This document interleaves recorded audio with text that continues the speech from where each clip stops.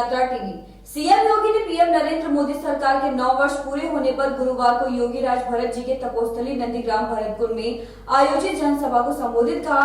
इस दौरान उन्होंने कहा कि अयोध्या दुनिया की सबसे वैभवशाली नगरी बन रही है। जनसभा को संबोधित करते हुए सीएम योगी ने कहा कि अयोध्या में 32,000 करोड़ रुपए की परियोजना चल रही है। जब भगवान राम अपने भव्य मंदिर में विराजमान हो गए, पूरी दुनिया आकर्षित होगी। इंटरनेशनल एयरपोर्ट इसी वर्ष भी बनकर तैयार हो जाएगा। इतना अवसर अयोध्या के देश आने जा रहा है। जो अयोध्या नहीं आया होगा वो पछताता होगा, जिसने जन्म लिया होगा वो भी कह रहा होगा कि काश हमने अयोध्या में जन्म लिया होता। विकास के लिए पैसे की कमी नहीं है। पैसे की कमी तब होती है जब सत्ता में बैठे लोग खजाने को लूटते हैं, तब पैसे की कमी होती है। हमारे लिए कौन है? हमारे लिए तो जनता जनार्दन ही परिवार है। पहले सूरज कुंड में जब मैं गया था, 4 वर्ष पहले जब गया था, बड़ा जर्जर था, अव्यवस्था थी, पानी सड़ रहा था, कोई पुरसा हल नहीं था। और कल रात्रि को भरतपुर को जब मैंने सूरज कुंड को देखा तो वास्तव में सूरज कुंड ने एहसास करा दिया कि यही अयोध्या रहेगी, इसी प्रकार से अयोध्या बनेगी। आप में से कितने लोग सूरज कुंड गए हैं? अच्छा लगा है ना? जो नया बना है, एक बार जाइए। और मैं यहाँ के सांसद जी से, विधायक जी से, सभी मान्य विधायकों से, महापौर जी से, जिला पंचायत अध्यक्ष जी से कहूंगा कि इन सबको ले जाकर के वहां पर 8 बजे ले जाकर के लाइट एंड साउंड का कार्यक्रम भी दिखाने का कार्यक्रम करेंगे, तो आप देखेंगे कितना क्या बदल रही है। इधर पिछले 3 महीने के अंदर गुप्ता घाट में कितने लोग गए हैं? आप लोग जो जितने पुरुष हैं तो गए, लेकिन इन माता और बहनों को क्यों नहीं लेके गए? इनको भी ले जाकर के दिखाओ वहां पर प्रभु श्री राम से जुड़े हुए एक अन्य क्षेत्र को, जो आज से 5 वर्ष पहले, 6 वर्ष पहले पूरी तरह वीरान पड़ा हुआ था।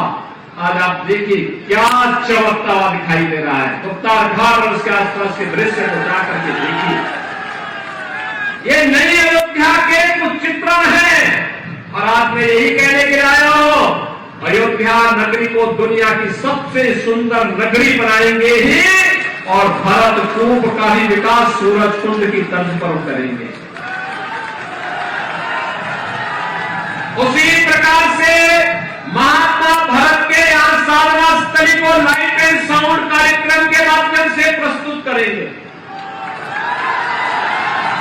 आपका सुंदरीकरण होगा। जो यहां पर लोग निवास कर रहे हैं उनका पुनर्वास होगा। पूरी जमीन को सुरक्षित रखते हुए एक बार फिर से त्रेता युग की ओर इसको ले जाने का कार्य किया जाएगा। अभी थोड़ा प्रारंभिक रूप में अयोध्या में कार्य चल रहा है ना, तो बहुत सारे लोगों को परेशानी हो रही होगी आने जाने में। लेकिन भाइयों बहनों, किसी बड़े लक्ष्य को प्राप्त करने के लिए प्रारंभिक कठिनाई और चुनौती को तो झेलना ही पड़ता है। आप देखना अगले 4 महीने 6 महीने के अंदर अयोध्या की सड़कें ऐसे लगेंगी जैसे दिल्ली के राजपथ की सड़कें हैं। और उसका नाम हमने रामपथ ही रखा है। प्रभु श्री राम के नाम पर रामपथ। और हनुमानगढ़ी के पीछे से, सुग्रीव किला के पास से राम जन्मभूमि के लिए, श्री राम जन्मभूमि के लिए जो मार्ग जा रहा है, भक्ति पथ के रूप में फर्स्ट क्लास मार्ग बनने जा रहा है। इतना चौड़ा मार्ग अयोध्या में इससे पहले इतने चौड़े मार्ग थे ही नहीं, अब बनाए जा रहे हैं। और भाइयों बहनों, अगर अयोध्या के इन सभी कार्यों को पंचकोसी, 14 कोसी, 84 कोसी, एक नया बाईपास, रिंग रोड, अन्य सभी कार्यों को देखेंगे। फ्लाईओवर बन रहे हैं, नए नए तरीके से घाटों का निर्माण हो रहा है, चिकित्सालयों का निर्माण हो रहा है, शिक्षा के केंद्रों के विकास के कार्यक्रम को आगे बढ़ाया जा रहा है। इन सभी कार्यों को हम देखेंगे तो आज के दिन पर अकेले अयोध्या के अंदर 32,000 करोड़ रुपए की परियोजनाओं के कार्य प्रारंभ हो रहे हैं। 32,000 करोड़ रुपए की।